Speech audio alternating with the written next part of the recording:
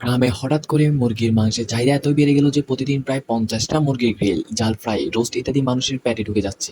গ্রামের সবচেয়ে বুদ্ধিমান মুরগির নাম কক্কবাবু একদিন গাছতলায় সব মুরগিদের ডেকে বলল, বন্ধুরা আর না, আমরা শুধু ঝোল আর বিরিয়ানির উপাদান হয়ে থাকবো না, এবার আমরাও বাঁচতে চাই, আমাদেরও অধিকার আছে। তারপরে শুরু হলো ঐতিহাসিক প্রথম মুরগির অধিকার আন্দোলন। পোস্টার, স্লোগান, হাঁক ডাক সবকিছু একদম জমজমাট। মাংস নয়, আমাদের মন চাই। চিকেন না, আমরা চিরঞ্জীবী। পাখি আমি, উড়বো আমি, তেল মশলা ঘেষবো না আমি।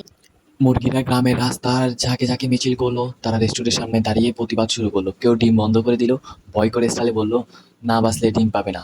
গ্রামের লোকজন হাঁ করে তাকিয়ে রইল।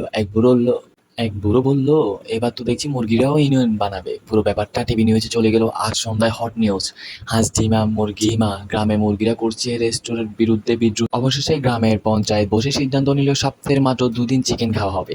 প্রতিদিন মুরগির থাকবে নিজস্ব কোঠা, ফ্যান আর ওয়াইফাই সহ। কক্কবাবু হাসি মুখে ঘোষণা করলো, এটাই তো আমরা চেয়েছিলাম।